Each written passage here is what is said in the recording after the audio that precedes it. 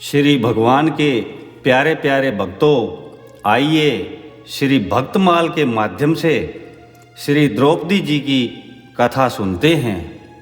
प्यारे श्रोताओं, ये वीडियो थोड़ा लंबा ज़रूर है, लेकिन इसमें संक्षिप्त विवरण दिया है। इस वीडियो से पूरे महाभारत का पता चलता है। तो आइए सुनते हैं। द्रोणाचार्य को गुरु दक्षिणा देने के लिए अर्जुन ने द्रुपद को पराजित कर दिया।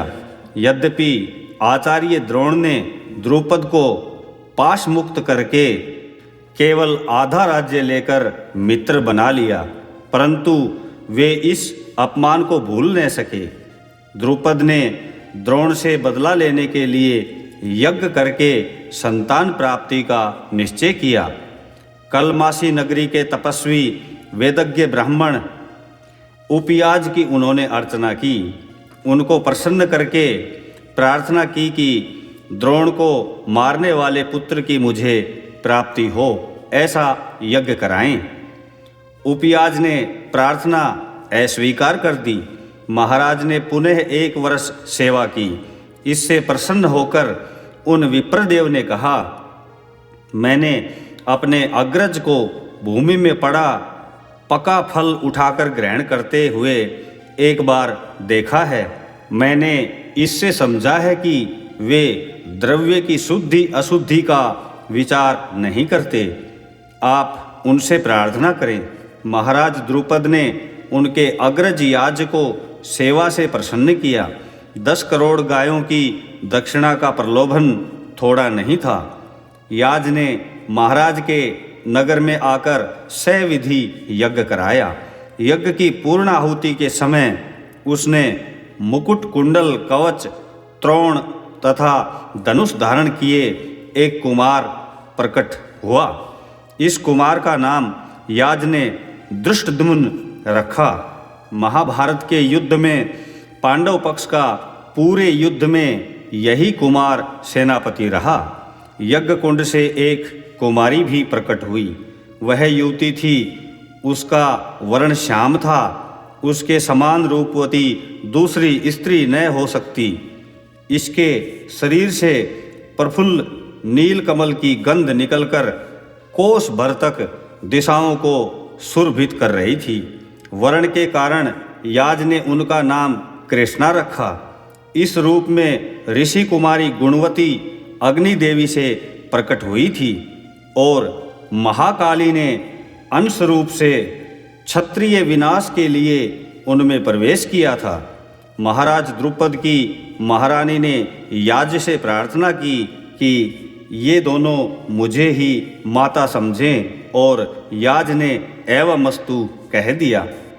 एक चक्रा नगरी में ही पांडवों को अपने आश्रयदाता ब्राह्मण से ज्ञात हो गया कि महाराज द्रुपद अपनी पुत्री का स्वयंवर कर रहे हैं। भगवान व्यास ने आकर आदेश दिया और उसे स्वीकार कर पांडव ब्राह्मण वेश में पांचाल पहुंच गए। वहां वे एक कुम्हार के घर ठहरे। स्वयंवर सभा में भी वे ब्राह्मणों के साथ बैठे थे। उनके वेश ब्राह्मणों के समान थे। महाराज द्रुपद ने सभा भवन में ऊपर एक यंत्र बना रखा था। यंत्र घूमता रहता था। उसके मध्य में एक मत्स्य बना था। नीचे तैल पूर्ण कड़ाह था। तैल में छाया देखते हुए घूमते चक्कर के मध्यस्थ मत्स्य को 5 बाणों से मारना था। जो ऐसा कर सके उसी से द्रौपदी के विवाह की घोषणा की थी। इस कार्य के लिए जो सुदीर्घ धनुष था वह इतना कठोर और भारी था कि बहुत से राजा तो उसे उठाने में ही असमर्थ हो गए। जरासंध, शिशुपाल, शल्य उस पर जा चढ़ाने के प्रयत्न में दूर गिर पड़े। केवल कर्ण ने धनुष चढ़ाया। वह बाण मारने ही जा रहा था कि द्रौपदी ने पुकार कर कहा, मैं सूत पुत्र का वर्ण नहीं करूंगी। अपमान से तिलमिलाकर सूर्य की ओर देखते हुए कर्ण ने धनुष रख दिया। राजाओं के निराश होने पर अर्जुन उठे। उन्हें ब्राह्मण जानकर विप्र वर्ग ने प्रसन्नता प्रकट की। धनुष चढ़ाकर अर्जुन ने मत्स्य वेद किया। द्रौपदी ने जयमाल डाली। राजाओं ने एक ब्राह्मण से द्रौपदी का विवाह होते देख द्रुपद और पांडवों पर आक्रमण कर दिया। अर्जुन ने धनुष चढ़ा लिया। एक वृक्ष लेकर भीमसेन टूट पड़े। अर्जुन से युद्ध करके कर्ण ने शीघ्र समझ लिया कि वे अजेय हैं। उन्हें ब्राह्मण समझकर वह युद्ध से हट गया। उधर भीम ने शैल्य को दे पटका। इससे सभी नरेश युद्ध से पृथक पृथक होने लगे। श्री कृष्ण ने पांडवों को पहचान लिया था, अतः उन्होंने समझा बुझाकर राजाओं को शांत कर दिया। माँ, हम एक भिक्षा लाए हैं। द्रौपदी को लेकर घर पहुँचने पर अर्जुन ने कहा, पांचों भाई उसे बांट लो। बिना देखे ही घर में से माता कुंती ने कह दिया। कुंती ने बाहर आकर द्रौपदी को देखा तो बड़ा पश्चाताप हुआ। वे युधिष्ठिर से अनुनय करने लगी, मैंने कभी मिथ्या भाषण नहीं किया है। मेरे इस वचन ने मुझे धर्म संकट में डाल दिया। बेटा, मुझे अधर्म से बचा। धर्मपूर्वक तुमने पांचाली को प्राप्त किया है, अतः तुम इससे विवाह करो। धर्मराज ने अर्जुन से कहा, बड़े भाई के अविवाहित रहते छोटे भाई का विवाह करना अधर्म है। आप मुझे अधर्म में प्रेरित न करें। द्रौपदी के साथ आपका विवाह ही उचित है। अर्जुन ने नम्रतापूर्वक प्रतिवाद किया। युधिष्ठिर ने देखा कि सभी भाई द्रौपदी के अलौकिक सौंदर्य पर मुग्ध हैं। सभी उससे प्राप्त करना चाहते हैं। उन्होंने कहा, माता के सत्य की रक्षा के लिए हम पांचों भाई इससे विवाह करेंगे। यह महाभागा हम सबकी समान रूप से पत्नी होगी। श्री कृष्ण ने आकर पांडवों से साक्षात किया और उनसे सत्यकृत होकर द्वारका गए। महाराज द्रुपद ने पांडवों के पीछे पीछे धृष्टद्युम्न को भेजा था उनका परिचय प्राप्त करने के लिए। धृष्टद्युम्न ने गुप्त रूप से निरीक्षण करके लौटकर पिता से बताया कि लक्षणों से वे पांचों भाई सूरवीर क्षत्रिय जान पड़ते हैं। महाराज के आमंत्रण पर माता के साथ पांचों भाई राजसदन गए। महाराज ने उनका विविध प्रकार से सत्कार किया। वे परिचय पाकर अत्यंत प्रसन्न हुए। उनकी चिर अभिलाषा की उनकी कन्या अर्जुन को प्राप्त हो पूर्ण जो हुई थी। द्रौपदी पांचों भाइयों की पत्नी हो एक धर्म और समाज के विरुद्ध बात थी, जो किसी प्रकार द्रुपद को स्वीकार नहीं थी। भगवान व्यास ने आकर द्रौपदी के पूर्व जन्म का चरित्र बताकर समझाया। महाराज द्रुपद ने स्वीकार किया। विधिपूर्वक क्रमशः एक एक दिन पांचों भाइयों ने पांचाली का परिग्रहण किया। चारों द्वारा सभी राजाओं को पता लग चुका था कि लाक्षा भवन से पांडव जीवित निकल गए हैं और द्रुपद राजतनया का विवाह उन्हीं से हुआ है। कौरवों ने यह समाचार पाकर पहले तो कर्ण की सलाह से आक्रमण करना चाहा, किंतु द्वारका से ससैन्य श्री कृष्ण सहायता कर सकते हैं और राज्य दिलाने आ सकते हैं। पितामह भीष्म के यह समझाने पर धृतराष्ट्र ने विदुर को भेजकर सम्मानपूर्वक उन्हें बुला लिया। एक साथ रहने से संघर्ष होगा, इस भय से आधा राज्य देकर युधिष्ठिर की राजधानी इंद्रप्रस्थ बना दी। माता कुंती के साथ पांडव वहाँ रहने लगे। देवऋषि नारद ने पांडवों को सुंद उपसुंद की कथा सुनाकर समझाया कि पत्नी के कारण भाइयों का प्रगाढ़ प्रेम भी शत्रुता में परिवर्तित हो जाता है। पांडवों ने देवऋषि के उपदेश से यह नियम किया कि प्रत्येक भाई एक पक्ष तक द्रौपदी के साथ रहे। एक भाई द्रौपदी के साथ जब अंतःपुर में हो, उस समय दूसरा भाई अंतःपुर में प्रवेश न करे तो वह प्रायश्चित स्वरूप 12 वर्ष तीर्थाटन करे। एक बार एक ब्राह्मण की गऊ दस्यु बलात् ले जा रहे थे। रक्षा के लिए ब्राह्मण ने पुकार की। गांडीव अंतपुर में था और वहाँ धर्मराज द्रौपदी के साथ थे। अर्जुन ने गांडीव लाकर गौओं की रक्षा की और नियम भंग के कारण स्वेच्छा से वे 12 वर्ष तीर्थाटन करते रहे। श्री कृष्णचंद्र की कृपा से महाराज युधिष्ठिर ने मय द्वारा निर्मित राज्यसभा प्राप्त की, दिग्विजय हुई और राजसूय यज्ञ करके वे चक्रवर्ती सम्राट हो गए। यज्ञ समाप्त हो जाने पर एक दिन दुर्योधन राजसभा में आ रहा था। मय के अद्भुत शिल्प के कारण भ्रांत होकर उसने स्थल को जल समझा और वस्त्र ऊपर उठा लिए। आगे जलकुंड को स्थल समझकर बढ़ा जा रहा था कि उसमें गिर पड़ा। सभी वस्त्र भीग गए। भीम तथा द्रौपदी को हंसी आ गई। दुर्योधन को अत्यंत अपमान का अनुभव हुआ। वह उल्टे पैर लौट गया। अपमान का बदला लेने के लिए अपने मामा शकुनी से मंत्रणा करके उसने धर्मराज को जुआ खेलने का निमंत्रण दे दिया। धृतराष्ट्र ने जुआ खेलने की आज्ञा दे दी। द्यूत आरंभ हुआ। शकुनी पासे फेंक रहा था। कपटपूर्ण पासों के जाल में धर्मराज हारते गए। धन, गौवें, राज्य, कोष सभी हारने पर जुए के उन्माद में अगली बाजी जीतने की आशा में वे अपने एक एक भाइयों को लगाते गए दांव पर। अंत में अपने को हार गए। कर्ण, दुर्योधन आदि ने प्रोत्साहित किया और द्रौपदी दांव पर लगी। बाजी तो हारनी ही थी। दुर्योधन ने दूत को आदेश दिया, जा और द्रौपदी को यहाँ पकड़ ला, अब वह हमारी दासी है। द्रौपदी राज्यसोला थी। यह सुनकर तो उसके दुख का पार नहीं रहा। दूत उन्हें न ला सका तो दुशासन बड़े भाई के आदेश से गया। भागकर गांधारी के यहाँ जाने पर भी वह दुष्ट उनके राजसूय यज्ञ के अव्रत स्नान से पवित्र केशों को पकड़कर घसीटता हुआ राजसभा में ले आया। वे अत्यंत करुण स्वर से विलाप कर रही थी। कर्ण ने उनके अनेक पतियों की पत्नी और परण्या कहकर अपमानित किया। पांडव मस्तक नीचे किए बैठे थे। द्रौपदी की पुकार और धिक्कार उनके कान सुनने में असमर्थ से थे। धर्मराज ने पहले अपने को दांव पर हारा या मुझे? पहले अपने को दांव पर हार जाने के पश्चात मुझे दांव पर लगाने का उन्हें क्या अधिकार रह गया था?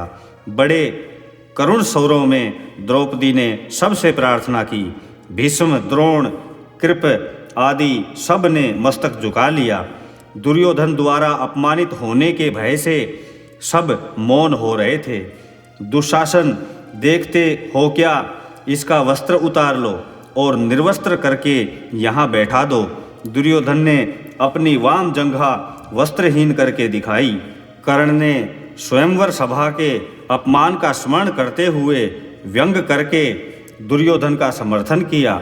दुशासन ने साड़ी का आंचल पकड़ लिया। अब क्या हो? अबला की लज्जा क्या इस प्रकार नष्ट हो जाएगी? द्रौपदी ने कातर होकर चारों ओर देखा। सबके मस्तक नीचे झुके थे। कर्ण प्रोत्साहन दे रहा था। हाथों से वस्त्र दबाने का प्रयत्न व्यर्थ था। अबला के हाथ कहाँ तक उन्हें रोक सकते थे? 10 सहस्र हाथियों के बल वाला दुशासन साड़ी को खींचने लगा। द्रौपदी ने नेत्र बंद कर लिए। उनसे अश्रुवृष्टि हो रही थी। दोनों हाथ ऊपर उठाकर उन्होंने पुकारा, हे कृष्ण, हे द्वारकानाथ, हे करुणावर्णालय, दौड़ो, कौरवों के समुद्र में मेरी लज्जा डूब रही है, रक्षा करो, रक्षा करो। द्रौपदी को शरीर का भान भूल गया। दीनबंधु का वस्त्रावतार हो चुका था। दुशासन पसीने पसीने हो रहा था। रंग बिरंगे वस्त्रों का पर्वत लग गया था। उस 10 हाथ की साड़ी का और छोर नहीं था। सब एकटक आश्चर्य से देख रहे थे। महाराज, बहुत हो गया, शीघ्र द्रौपदी को संतुष्ट कीजिए, नहीं तो कृष्ण के चक्कर के प्रकट होकर आपके पुत्रों को काट डालने में अधिक विलंब नहीं जान पड़ता। विदुर ने अंधे राजा धृतराष्ट्र को पूरा वर्णन सुनाया। धृतराष्ट्र भय से काँप गए।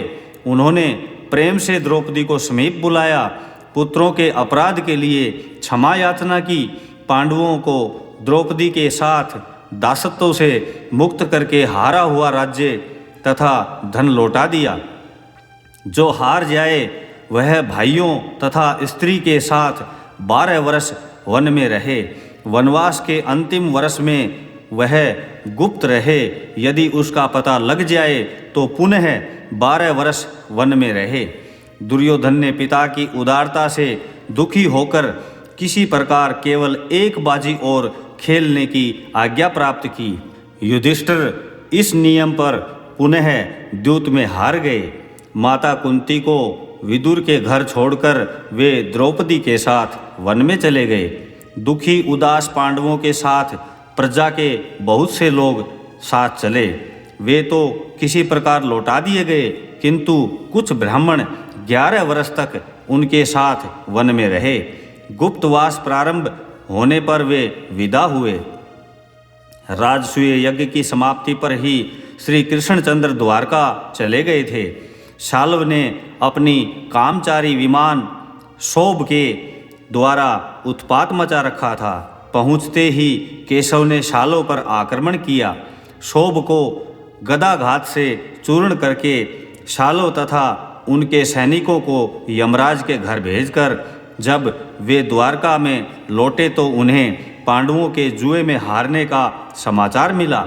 वे सीधे हस्तिनापुर आए और वहाँ से, जहाँ वन में पांडव अपनी स्त्रियों, बालकों तथा प्रजावर्ग एवं विप्रों के साथ थे, पहुँचे। पांडवों से मिलकर उन्होंने कौरवों के प्रति रोष प्रकट किया। द्रौपदी ने श्री कृष्ण से वहाँ कहा, मधुसूदन, मैंने महर्षि असित और देवल से सुना है कि आप ही सृष्टि करता हैं। परशुराम जी ने बताया था कि आप साक्षात अपराजित विष्णु हैं। आप ही यज्ञ, ऋषि, देवता तथा पंचभूत स्वरूप हैं। जगत आपके एक अंश में स्थित है। त्रिलोकी में आप व्याप्त हैं। निर्मल हृदय महर्षियों के हृदय में आप ही स्फुरित होते हैं। आप ही ज्ञानियों तथा योगियों की परम गति हैं। आप विभु हैं, सर्व आत्मा हैं। आपकी शक्ति से ही सबको शक्ति प्राप्त होती है। आप ही मृत्यु, जीवन एवं कर्म के अधिष्ठाता हैं। आप ही परमेश्वर हैं। मैं अपना दुख आपसे न कहूँ तो किससे कहूँ। द्रौपदी के नेत्रों से अश्रु गिरने लगे। वे कह रही थी, मैं महापराक्रमी पांडवों की पत्नी धृष्टद्युम्न की बहन और आपकी सखी हूँ। कौरवों से भरी सभा में मेरे केस पकड़कर मुझे घसीटा गया। मैं एक वस्त्रा राजसोला थी। मुझे नग्न करने का प्रयत्न किया गया। ये अर्जुन भीम मेरी रक्षा न कर सके। इसी नीच दुर्योधन ने भीम को विष देकर जल में बांधकर फेंक दिया था। इसी दुष्ट ने पांडवों को लाक्षा भवन में भस्म करने का प्रयत्न किया। इसी पिशाच ने मेरे केस पकड़कर घसीटवाया और आज भी वह जीवित है। पांचाली फूट फूट कर रोने लगी। उनकी वाणी अस्पष्ट हो गई थी। वे श्री कृष्ण को उलाहना दे रही थी, तुम मेरे संबंधी हो। मैं अग्नि से उत्पन्न गौरवमयी स्त्री हूँ। तुम पर मेरा पवित्र अनुराग है। तुम पर मेरा अधिकार है और रक्षा करने में तुम समर्थ हो। तुम्हारे रहते मेरी यह दशा हो रही है। भक्तवत्सल और न सुन सके। उन्होंने कहा, कल्याणी, जिन पर तुम रुष्ट हुई हो उनका जीवन समाप्त हुआ समझो। उनकी स्त्रियां भी इसी प्रकार रोएंगी और उनके अश्रु सूखने का मार्ग नष्ट हो चुका रहेगा। थोड़े ही दिनों में अर्जुन के बाणों से गिरकर वे श्रृंगाल और कुत्ते के आहार बनेंगे। मैं प्रतिज्ञा करता हूँ कि तुम साम्राज्ञी बनकर रहोगी। आकाश फट जाए, समुद्र सूख जाए, हिमालय चूर हो जाए, पर मेरी बात असत्य नहीं होगी। द्रौपदी ने अर्जुन की ओर देखा। अर्जुन ने अपने सखा की बात का समर्थन किया। श्री कृष्ण अपने साथ सुभद्रा और अभिमन्यु को लेकर द्वारका गए। धृष्टद्युम्न द्रौपदी के पुत्रों को पांचाल ले गए। सभी आगत राजा अपने अपने देश को लौट गए। विनय पूर्वक धर्मराज ने प्रजावर्ग को लौटा दिया। वन में भगवान श्री कृष्ण पांडवों से मिलने सत्यभामा जी के साथ आए थे। एकांत में सत्यभामा ने श्री कृष्ण से पूछा, बहन, तुम्हारे पति लोकपालों के समान शूर हैं। तुम ऐसा व्यवहार करती हो कि वे तुम पर कभी रुष्ट नहीं होते। वे तुमसे सदा प्रसन्न ही रहते हैं। वे सदा तुम्हारे वश में क्यों रहते हैं?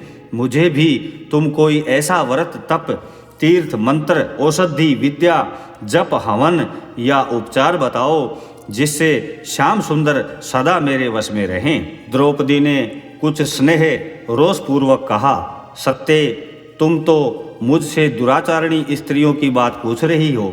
मैं ऐसी स्त्रियों की बात क्या जानूं? मुझ पर ऐसी शंका करना तुम्हारे लिए उचित नहीं। जब पति जान लेता है कि पत्नी उसे वश में करने के लिए मंत्र तंत्र कर रही है तो वह उससे डरकर दूर रहने लगता है। इस प्रकार चित्त में उद्वेग होता है और तब शांति कैसे रह सकती है? तंत्र मंत्र आदि से कभी पति वश में नहीं किया जा सकता। इससे तो अनर्थ ही होते हैं। धूर्त लोग स्त्रियों द्वारा पति को ऐसी वस्तुएं खिला देते हैं जिससे भयंकर रोग हो जाते हैं। पति के शत्रु इसी बहाने विष दिला देते हैं। ऐसी स्त्रियां मूर्खतावश पति को जलोदर, कुष्ठ, अकाल वार्धक्य, नपुंसकता, उन्माद या बधिरता जैसे रोगों का रोगी बना देती हैं। पापियों की बातें मानने वाली पापी नारियां इस प्रकार पति को अनेक कष्ट देती हैं। साध्वी स्त्री को भूलकर भी ऐसा प्रयत्न नहीं करना चाहिए। द्रौपदी ने इसके पश्चात अपनी चर्या बताई। मैं अहंकार और क्रोध को छोड़कर पांडवों की तथा उनकी दूसरी स्त्रियों की सावधानी से सेवा करती हूँ। कभी ईर्ष्या नहीं करती। केवल सेवा के लिए मन को वश में करके पतियों के अनुकूल रहती हूँ। न तो अभिमान करती हूँ और न कभी कटु भाषण, असभ्यता से खड़ी नहीं होती हूँ। बुरे स्थान पर नहीं बैठती, बुरी बातों पर दृष्टि नहीं देती और पतियों का दोष न देखकर उनके संकेतों के अनुसार व्यवहार करती हूँ। कितना भी सुंदर पुरुष हो, मेरा मन पतियों के अतिरिक्त उधर नहीं जाता।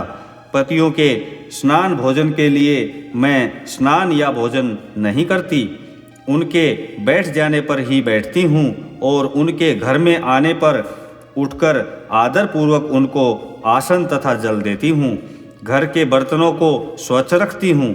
सावधानी से रसोई बनाती हूँ। समय पर भोजन कराती हूँ। घर को स्वच्छ करती हूँ तथा गुप्त रूप से अन्न का संचय रखती हूँ। कभी किसी का तिरस्कार नहीं करती। दुष्टा स्त्रियों के पास तक नहीं जाती। द्वार पर बार बार नहीं खड़ी होती। कूड़ा फेंकने के स्थान पर अधिक नहीं ठहरती। पति से पृथक रहना मुझे पसंद नहीं। पतियों के घर से कार्यवश बाहर जाने पर पुष्प चंदन का उपयोग छोड़कर व्रत करती हूँ। मेरे पति जिन वस्तुओं को खाते पीते या सेवन नहीं करते उनसे दूर रहती हूँ। स्त्रियों के शास्त्र विहित सब व्रत करती हूँ। अपने को सदा वस्त्र अलंकार से सजाए रखती हूँ। द्रौपदी ने और भी बताया, मेरी पूज्या सास ने जो भी कौटुंबिक धर्म बताए हैं सबका पालन करती हूँ। भिक्षा देना, अतिथि सत्कार, श्राद्ध तथा त्योहारों पर पकवान बनाना, मननियों का सत्कार आदि सब धर्म सावधानी से पालन करती हूँ। पतियों से अच्छा भोजन, अच्छे वस्त्र मैं कभी ग्रहण नहीं करती। उनसे ऊंचे आसन पर नहीं बैठती। सास जी से विवाद नहीं करती, सदा अपनी वीर माता सास की भोजन वस्त्र से सेवा करती हूँ। उनकी कभी वस्त्र भूषण या जल में उपेक्षा नहीं करती। सबसे पीछे सोती हूँ, सबसे पहले शैया छोड़ देती हूँ। धर्मराज के भवन में प्रतिदिन 8 सहस्त्र ब्राह्मण स्वर्ण पात्र में भोजन करते थे। महाराज 88 सहस्त्र स्नातकों का भरण पोषण करते थे। 10 सहस्त्र दासियां उनके थी। मुझे सबके नाम रूप भोजन वस्त्र का पता रहता था। मैं दासियों के संबंध में पता रखती थी कि किसने क्या काम कर लिया है और क्या नहीं। महाराज के पास 1 लक्ष्य घोड़े और इतने ही हाथी थे। उनका भी मैं प्रबंध करती थी, उनकी गणना करती, आवश्यकताएं सुनती और अंतःपुर के ग्वालों, गडरियों तथा सेवकों को देखभाल करती थी। महारानी द्रौपदी के कार्य यहीं नहीं समाप्त हो जाते। वे और बताती हैं, महाराज के आय व्यय का हिसाब रखती थी। मेरे पति कुटुंब का सारा भार छोड़कर पूजा पाठ या आगंतुकों का सत्कार करते थे। पूरे परिवार की देखभाल मैं ही करती थी। वरुण के समान महाराज के अटूट खजाने का पता भी मुझे ही रहता था। भूख प्यास सहकर रात दिन एक करके मैं सदा पांडवों के हित में लगी रहती थी। मुझे तो पतियों को वश में करने का भी यही उपाय ज्ञात है। महारानी कृष्णा सचमुच गृहस्वामिनी थी। सत्यभामा ने उनसे क्षमा मांगी। विदा होते समय पांचाली ने उन्हें पति को वश करने का निर्दोष मार्ग बताते हुए कहा, तुम सुहृदयता, प्रेम, परिचर्या, कार्यकुशलता तथा विविध प्रकार के पुष्प चंदन आदि से श्री कृष्ण की सेवा करो। वही काम करो जिससे वे समझें कि तुम एकमात्र उन्हीं को प्रिय मानती हो। उनके आने की आहट पाते ही आंगन में खड़ी होकर स्वागत को उद्यत रहो। आते ही आसन और पैर धोने को जल दो। वे दासी को कोई आज्ञा दें तो वह काम स्वयं कर डालो। तुमसे यदि कोई गुप्त रखने योग्य बात पतिदेव कहें तो उसे किसी से मत कहो। पति के मित्रों तथा हितैषियों को भोजन आदि से संतुष्ट करो तथा पति के शत्रु द्वेषी तटस्थ लोगों से दूर रहो। सहपत्नियों के पुत्रों के साथ भी एकांत में मत बैठो। कुलीन दोष रहित सती स्त्रियों का ही साथ करो। क्रूर, झगड़ालू, पेटू, चोर, दुष्टा तथा चंचल स्वभाव की स्त्रियों से दूर रहो। इस प्रकार से सब प्रकार की पति सेवा की सेवा करने से तुम्हारे यश और सौभाग्य की वृद्धि होगी तथा अंत में स्वर्ग प्राप्त होगा। तुम्हारे विरोधी शमित हो जाएंगे। कृष्णे, मैं बहुत दूर से आया हूँ, थक गया हूँ, बड़ी भूख लगी है। अपना गृह प्रबंध पीछे करना, पहले मुझे कुछ खाने को दो। सहसा श्याम सुंदर ने प्रवेश करके कहा। पांडवों ने आश्चर्य से देखा कि अकस्मात दारुक के रथ रोकते ही श्री कृष्ण कूदकर पर्णकुटी में चले गए। उन्होंने धर्मराज को अभिवादन तक नहीं किया। तुम तो जानते ही हो कि साथ के विप्रों को भोजन देने के लिए महाराज ने तपस्या करके सूर्य नारायण से एक पात्र प्राप्त किया है। उसी पात्र से विविध पकवान निकलता है और उसी से हम सब का काम चलता है। मेरे भोजन के पश्चात वह पात्र रिक्त हो जाता है। मैंने भोजन कर लिया है, पात्र धोकर रख दिया है। अब क्या हो? द्रौपदी ने बड़ी खिन्नता से कहा। मैं तो भूख से व्याकुल हो रहा हूँ और तुम्हें हंसी सूझती है। मैं कुछ नहीं जानता, लाओ कुछ खिलाओ। नकली रोष से लीलामय ने कहा। द्रौपदी का भय दूर हो गया था। उसने प्रार्थना की, मेरे पतियों के समीप 10 सहस्त्र शिष्यों के साथ महर्षि दुर्वासा आए हैं। धर्मराज ने उन्हें आतिथ्य को आमंत्रित कर दिया है।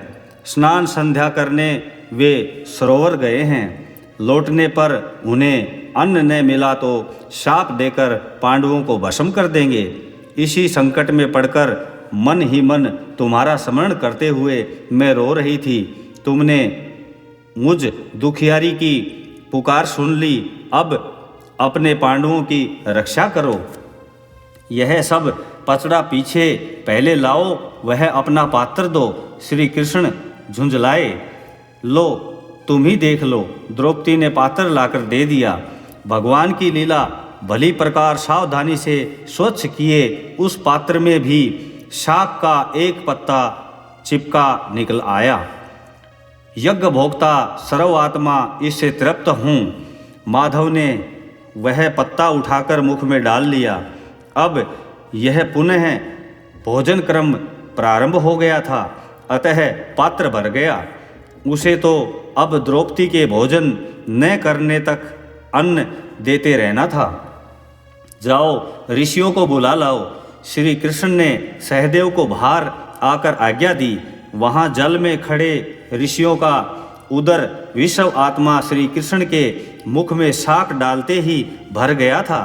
खट्टी डकारें आ रही थी। दुर्वासा जी ने सोचा कि युधिष्ठिर अन्न प्रस्तुत करेंगे। अब हम भोजन तो कर नहीं सकते, कहीं अन्न व्यर्थ नष्ट होता देख धर्मराज रुष्ट हो गए तो लेने के देने पड़ जाएंगे। धर्मराज भगवान के सच्चे भक्त हैं। महर्षि को अभी अम्बरीश पर रुष्ट होकर कष्ट पाने की घटना भूल नहीं थी। उन्होंने भागने में ही कल्याण समझा। सहदेव ने लौटकर बताया कि वहाँ कोई नहीं है। महर्षि कहीं अर्धरात्रि को आकर अन्न न मांगे। पांडव चिंतित हो गए। दुर्वासा अब नहीं आएंगे। दुष्ट दुर्योधन ने अपनी सेवा से प्रसन्न करके उनसे वरदान ले लिया था कि शिष्यों के साथ वे तुम्हारा आतिथ्य ग्रहण करने तब पधारें जब पांचाली भोजन कर चुकी हों। इस कष्ट को मैंने निवारित कर दिया। श्री कृष्ण ने सबको समझाकर आश्वस्त किया। सिंधु नरेश जयद्रथ सब प्रकार सज धज कर विहार के लिए शालव देश की ओर जा रहा था। उसने एकाकिनी द्रौपदी को वन में देखा। पांडव आखेट के लिए गए थे। जयद्रथ द्रौपदी को देखते ही मुग्ध हो गया। उसने अपने साथी राजा कोटिकास्य को परिचय जानने के लिए भेजा। कोटिकास्य ने समीप जाकर मधुर शब्दों में परिचय पूछा और अपना परिचय दिया। द्रौपदी ने बड़े संकोच से कहा, मर्यादा अनुसार मुझे तुमसे नहीं बोलना चाहिए, परंतु समीप में दूसरे किसी पुरुष या स्त्री के न रहने से मुझे विवश होकर बोलना पड़ा। मैं तुम्हें और सिंधु नरेश को भी जानती हूँ। मेरे पति वन में आखेट को गए हैं। उन विश्वविख्यात पांडवों को तुम जानते हो। मैं उनकी पत्नी कृष्णा हूँ। अपने वाहन खोल दो। पांडवों का आतिथ्य स्वीकार करके यहाँ से जाना। उनके लौटने का समय हो गया है। द्रौपदी कुटी में आतिथ्य की व्यवस्था करने चली गई। उसने इन लोगों पर विश्वास कर लिया। कोटिकास्य से परिचय पाकर स्वयं जयद्रथ आया। उसने पहले तो कुशल पूछी और पांडवों को राज्यहीन निर्धन कहकर द्रौपदी से कहने लगा कि वह उनको छोड़कर सिंधु की महारानी बने। द्रौपदी ने उसे फटकारा, मेरे पति युद्ध में देवता और राक्षसों का भी वध कर सकते हैं। मूर्खतावश अपने नाश के लिए तूने मेरे प्रति कुदृष्टि की है। जयद्रथ ने पुनः धमकाया। कृष्णा ने कहा, तू एकाकिनी समझकर मुझ पर बल दिखा रहा है, पर मैं तेरे सम्मुख दीन वचन नहीं बोल सकती। जब एक रथ पर बैठकर श्री कृष्ण और अर्जुन मेरी खोज में निकलेंगे तो इंद्र भी तुझे छिपा नहीं सकते। अभी मेरे पति आकर तेरी सेना का नाश कर देंगे। यदि मैं पतिव्रता हूँ तो इस सत्य के प्रभाव से आज मैं देखूंगी कि पांडव तुझे घसीट रहे हैं। जयद्रथ ने द्रौपदी को पकड़ना चाहा। उसे धक्का देकर पांचाली ने धौम्य मुनि के चरणों में प्रणाम किया और इसलिए स्वयं रथ में बैठ गई कि जयद्रथ उनका स्पर्श न करे। उनको लेकर जयद्रथ ससैन्य चला। पांडवों ने वन में श्रृंगाल को रोते हुए पास से जाते देख अमंगल की आशंका की। वे शीघ्रतापूर्वक लौटे। आश्रम में धात्रिका को रोते देख उससे पूछकर उन्होंने समाचार ज्ञात किया। आगे बढ़ने पर धौम्य मुनि पैदल सेना में भीम को पुकारते हुए जाते दिखाई पड़े। भयभीत होकर पैदल सेना ने तो शरण मांग ली। शेष पर पांडवों ने बाण वर्षा प्रारंभ की। अनेक राजा मारे गए। भयातुर जयद्रथ द्रौपदी को रथ से उतारकर भागा। द्रौपदी धौम्य मुनि के साथ धर्मराज के पास लौट आईं। बहन दुशला दुर्योधन की बहन का ध्यान करके जयद्रथ को मारना मत, बहन को विधवा मत करना। भीम को सिंधुराज के पीछे जाते देख युधिष्ठिर ने आदेश दिया। भीम ने दौड़कर जयद्रथ को ललकारा और पराजित करके पकड़ लिया। उसको पटक कर मरम्मत कर दी। सिर के केस मुंडवाकर 5 चोटियां रखकर तथा दासत्व स्वीकार करवा के उसे बांध कर वे ले आए। इस दशा में उसे देखकर द्रौपदी को दया आ गई। उन्होंने भीमसेन से कहा, महाराज के इस दास को अब छोड़ दो। धर्मराज ने बंधन मुक्त करके जयद्रथ को दासत्व से भी मुक्त करवा दिया और विदा करते समय समझाया कि अब कभी पर स्त्री पर कुदृष्टि डालने जैसा नीच कर्म मत करना। महारानी, मैं शैरेंद्री हूँ और अपने योग्य कार्य चाहती हूँ। मुझे बालों को सुंदर बनाना, गूंथना, पुष्प आहार बनाना, चंदन या अंगराग बनाना बहुत अच्छा आता है। मैं इससे पूर्व द्रौपदी के अंतःपुर में रह चुकी हूँ। मुझे केवल भोजन वस्त्र चाहिए। पांचाली ने विराट की महारानी सुदेशना को बताया। उसे नगर में भटकते देख महारानी ने बुलाया था। तुम तो देवताओं के समान सुंदर हो, यह कार्य तुम्हारे योग्य नहीं। तुम्हें अंतःपुर में रखने पर भय है कि महाराज तुम पर आसक्त हो जाएंगे। सुदेशना ने उत्तर दिया, 5 परम पराक्रमी गंधर्व मेरे पति हैं। जो मुझ पर कुदृष्टि करता है उसे वे उसी रात्रि मार डालते हैं।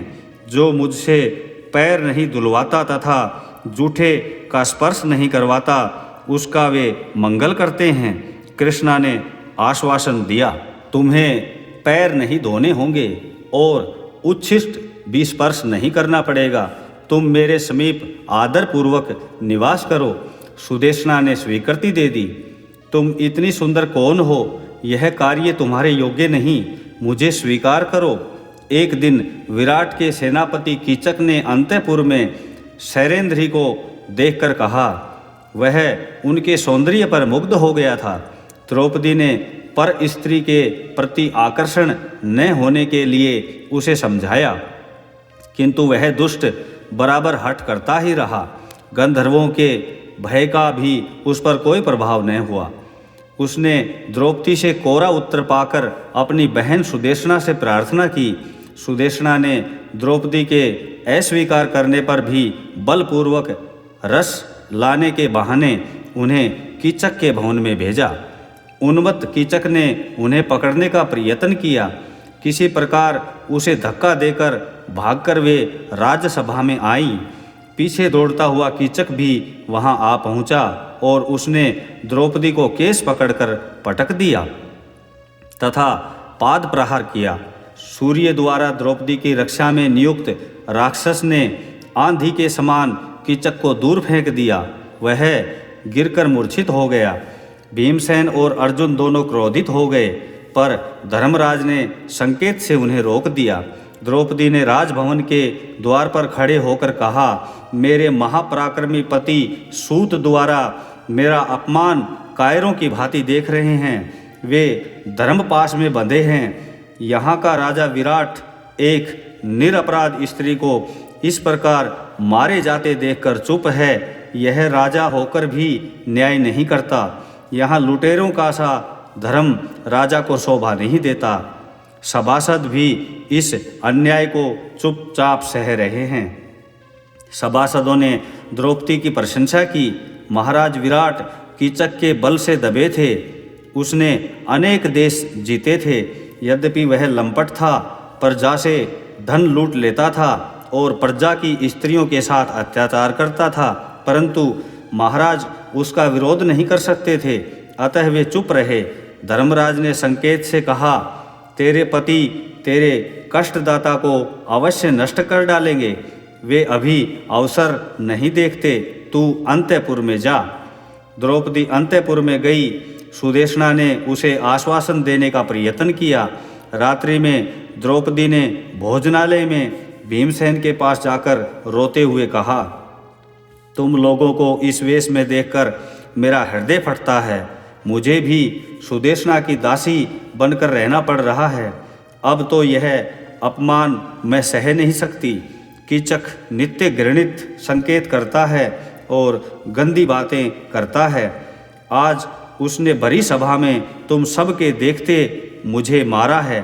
अब वह मुझे नित्य मारेगा और बल प्रयोग करेगा।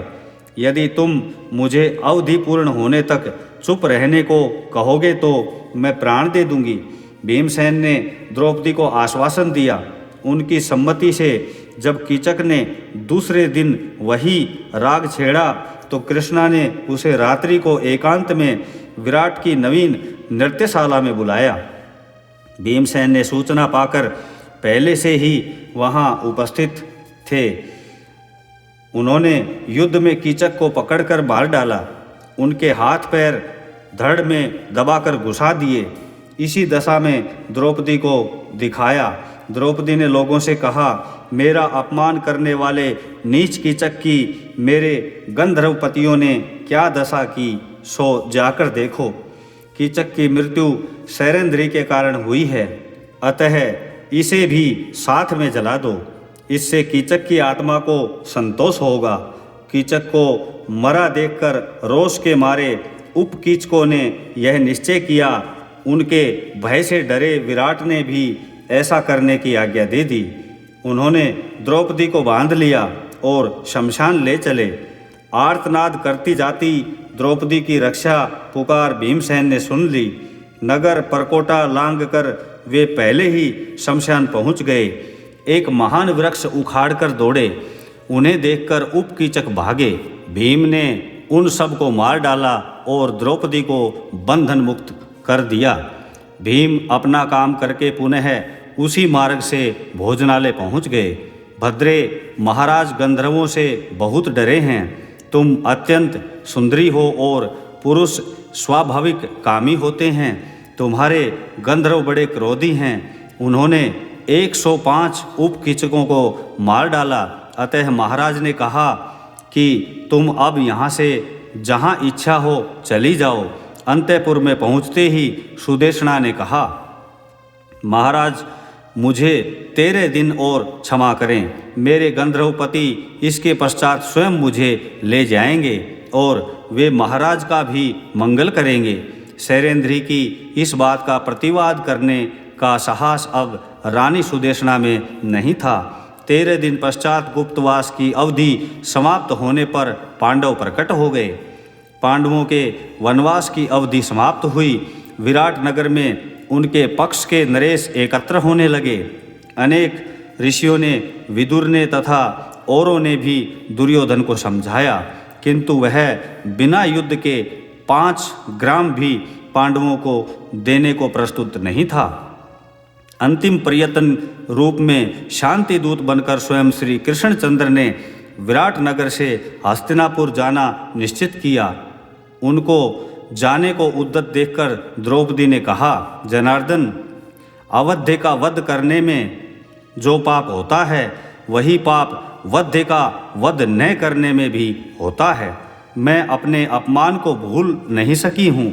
शांति और दुर्योधन की दी हुई भिक्षा मेरी अंतर्ज्वाला को शांत नहीं करेगी। यादव, पांडव और पांचाल के सूरों के रहते मेरी यह दशा है। यदि आपका मुझ पर तनिक भी स्नेह है तो कौरवों पर कोप कीजिए। जाहू भले कुरुराज पर धरी दूतवर वेश, भूली ने जयो पे वहाँ केशव द्रौपदी केश। अपने काले काले सुदीर्घ केशों को हाथ में लेकर श्री कृष्ण को दिखाते हुए रोकर पांचाली ने कहा, आज 12 वर्ष से इन केशों में कंघी नहीं पड़ी है, ये बंधे नहीं गए हैं। जिसने इनको बड़ी सभा में खींचा है उस दुष्ट दुशासन की उसी भुजा के रक्त से धोकर तब मैं इन्हें बांधूंगी। मैंने प्रतिज्ञा की है। मधुसूदन, क्या ये आजीवन खुले ही रहेंगे? यदि पांडव कायर हो गए हैं, यदि वे युद्ध नहीं करते, तो मैं अपने 5 पुत्रों को आदेश दूंगी, बेटा अभिमन्यु उनका नेतृत्व करेगा। मेरे पिता और भाई भी यदि मेरी उपेक्षा कर दें तो मैं तुम्हारे पैर पकड़ूंगी। क्या मेरी प्रार्थना पर भी तुम द्रवित न होओगे? क्या तुम्हारा चक्र शांत ही रहेगा? मैं कौरवों की लाशों को धूलि में तड़पते देखना चाहती हूँ।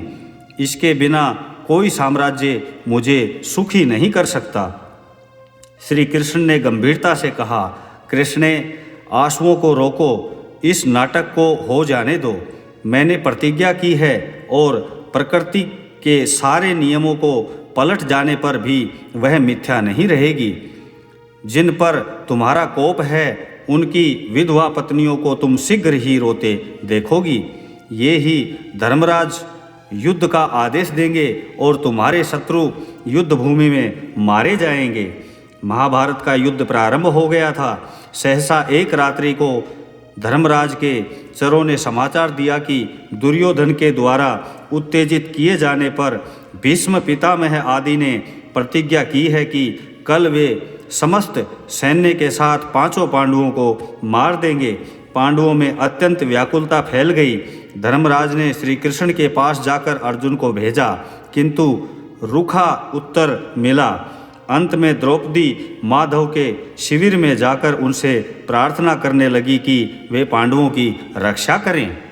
यदि पितामह ने प्रतिज्ञा की है तो वह सत्य होकर रहेगी। मैं असमर्थ हूँ, रूखे मुख उत्तर दे दिया गया। तो क्या तुमने लंबी लंबी शपथें खाकर मुझको झूठा ही आश्वासन दिया है? श्री कृष्ण के जीवित रहते उनकी सखी कृष्णा के पति परलोक सिधार जाएं, इससे बढ़कर कलंक और क्या होगा? द्रौपदी ने खींचकर कहा, एक उपाय है, तुम चुपचाप मेरे पीछे पीछे चलो और भीष्म के शिविर में जाकर उनका आशीर्वाद प्राप्त करो।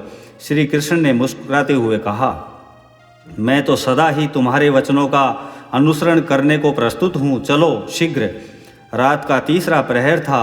भगवान द्रौपदी को लेकर चले। अरे, तुम्हारी पंच दिए जूतियों को देखकर तो कोई भी पहचान लेगा, उतारो जूतियाँ जल्दी। श्री कृष्ण ने द्रौपदी को कुछ कहने का अवसर ही नहीं दिया और जूतियों को लेकर अपने पीत उत्तरियों में लपेटा और धीरे से बगल में दबा लिया और कहा, बस पीछे पीछे चलो। द्रौपदी ने आज्ञा का पालन किया।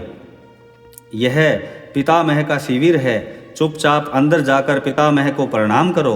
वे मेरा ध्यान कर रहे होंगे। बैठे बैठे प्रणाम करना, तो आभूषणों को भली प्रकार बजाकर मैं यही हूँ, मेरा पता मत बताना। लीलामय ने आदेश दे दिया। पितामह के शिविर में सौभाग्यवती स्त्री, ब्राह्मण, साधु तथा श्री कृष्ण के निर्बाध प्रवेश की आज्ञा थी। पितामह ध्यानस्थ बैठे थे। द्रौपदी ने जाकर पैरों में मस्तक रख दिया। पितामह ने समझा दुर्योधन अभी अभी गया है, रानी प्रणाम करने आई होंगी। झट से कह दिया, सौभाग्यवती हो बेटी। पतियों को मारने की प्रतिज्ञा करके पत्नी को सौभाग्यवती होने का आशीर्वाद पितामह, आप तो कभी असत्य नहीं बोलते। यह कैसी विडंबना? द्रौपदी ने पूछा। ओ पांचाली, तू यहाँ कैसे? पुत्री, मैंने पांडवों को मारने की प्रतिज्ञा तो की है, परंतु साथ ही यह भी कहा है कि यदि श्री कृष्ण ने शस्त्र न उठाया तो ऐसा होगा। तू यहाँ किसी के साथ आई, बिना श्याम सुंदर के यह सब कौन कर सकता है? बता, वे मेरे प्रभु कहाँ हैं? बुद्धिमान भीष्म ने सब समझ लिया। मुझे धिक्कार है जिसके यहाँ आने में संकोच करके श्री कृष्ण को द्वार पर रुकना पड़ता है। द्रौपदी के न बताने पर भी भीष्म ने स्वयं मधुसूदन को ढूंढ लिया। जगतपति जूतियों को बगल में दबाए द्वार पर निस्तंभ खड़े मुस्कुरा रहे थे। भीष्म चरणों में गिरकर रोने लगे। यदि आप इसी प्रकार 10 सहस्त्र महारथी नित्य मारते रहे तो द्रौपदी सौभाग्यवती हो चुकी। शिविर में आकर आसन तथा सत्कार ग्रहण करके केशव ने कहा, आप जो चाहते हैं वह तो होगा ही। मेरे मुख से ही मेरी मृत्यु का उपाय आपको सुनना है तो मैं भी वही बता दूंगा, किंतु कल के युद्ध में मेरी प्रतिज्ञा की रक्षा करनी होगी। पितामह ने गदगद स्वर में प्रार्थना की। वहाँ से पितामह के रथ में बैठकर द्रौपदी को लेकर श्री कृष्ण धर्मराज के शिविर में लौट गए। पूरा समाचार जाकर पांडवों का समस्त शोक दूर हो गया। महाभारत समाप्त हुआ। पांडव सेना शांति से शयन कर रही थी। श्री कृष्ण के 5 पांडवों तथा द्रौपदी को लेकर उपलव्य नगर चले गए थे। प्रातः दूत ने समाचार दिया कि रात्रि में शिविर में अग्नि लगाकर अश्वत्थामा ने सबको निर्दयतापूर्वक मार डाला। यह सुनते ही सब रथ में बैठकर शिविर में पहुँचे। अपने मृत पुत्रों को देखकर द्रौपदी ने बड़े करुण स्वर में क्रुंदन करते हुए कहा, मेरे पराक्रमी पुत्र यदि युद्ध में लड़ते हुए मारे गए होते तो मैं संतोष कर लेती। क्रूर ब्राह्मण ने निर्दयतापूर्वक उन्हें सोते समय मार डाला। द्रौपदी को धर्मराज ने समझाने का प्रयत्न किया, परंतु पुत्र के शव के पास रोती माता को क्या समझाएगा कोई। भीम ने क्रोधित होकर अश्वत्थामा का पीछा किया। श्री कृष्ण ने बताया कि नीच अश्वत्थामा भीम पर ब्रह्म अस्त्र का प्रयोग कर सकता है। अर्जुन को लेकर वे भी पीछे रथ में बैठकर गए। अश्वत्थामा ने ब्रह्मास्त्र का प्रयोग किया। उसे शांत करने को अर्जुन ने भी उसी अस्त्र से उसे शांत करना चाहा। दोनों ब्रह्म अस्त्रों ने प्रलय का दृश्य उपस्थित कर दिया। भगवान व्यास तथा देवर्षि नारद ने प्रकट होकर ब्रह्म अस्त्रों को लौटा लेने का आदेश दिया। अर्जुन ने ब्रह्म अस्त्र लौटा लिया। पकड़कर द्रोण पुत्र को उन्होंने बांध लिया और अपने शिविर में ले आए। अश्वत्थामा पशु की भांति बंधा हुआ था। निंदित कर्म करने से उसकी श्री नष्ट हो गई थी। उसने सिर झुका रखा था। अर्जुन ने उसे लाकर द्रौपदी के सम्मुख खड़ा कर दिया। गुरुपुत्र को इस दशा में देखकर द्रौपदी को दया आ गई। उन्होंने कहा, इन्हें जल्दी छोड़ दो। जिनसे संपूर्ण अस्त्र शास्त्रों की आप लोगों ने शिक्षा पाई है, वे भगवान द्रोणाचार्य पुत्र रूप में स्वयं उपस्थित हैं। जैसे पुत्रों के शोक में मुझे दुख हो रहा है, मैं रो रही हूँ, ऐसा ही प्रत्येक स्त्री को होता होगा। देवी कृपा को यह शोक न हो, वे पुत्र शोक में मेरी तरह न रोएं। ब्राह्मण सब प्रकार पूज्य होता है, इन्हें शीघ्र छोड़ दो। ब्राह्मणों का हमारे द्वारा अनादर नहीं होना चाहिए। भीमसेन अश्वत्थामा के वध के पक्ष में थे। अंत में श्री कृष्ण की सम्मति से द्रोणपुत्र के मस्तक पर रहने वाली मणि छीनकर अर्जुन ने उसे शिविर से बाहर निकाल दिया। महाभारत की समाप्ति पर युधिष्ठिर ने बंधुत्व की भावना करके विरक्त होकर वन में जाने का विचार प्रकट किया। जब सब भाई उन्हें समझा चुके तो पांचाल राजकुमारी ने कहा, महाराज, आपने द्वैत वन में बार बार कहा है कि शत्रुओं को जीतकर आप हम सबको सुखी करेंगे। अब अपनी बात को क्यों मिथ्या कर रहे हो? मेरी सास कुंती जी कभी झूठ नहीं बोलती। उन्होंने भी कहा था कि आप शत्रुओं पर विजय करके साम्राज्य का उपभोग करेंगे। अपनी माता के वचनों को आप क्यों मिथ्या कर रहे हैं? दुष्टों को दंड देकर निर्बलों की रक्षा करने, अनाथों की सहायता करके, विप्रों को दान देकर प्रजा पालन करने वाला राजा निःश्रेयस को प्राप्त करता है। आप अपने धर्म को छोड़कर किस विधर्म के प्रलोभन में वन जाना चाहते हैं? आपने दान में शास्त्र सुनाकर, युद्ध में धोखा देकर या अन्याय से ये राज्य नहीं पाया है। धर्म युद्ध में शत्रुओं का दमन करके आपने इसे प्राप्त किया है। आपने संपूर्ण पृथ्वी पर शासन प्राप्त किया है। अब आप इस दायित्व से क्यों विमुख होते हो?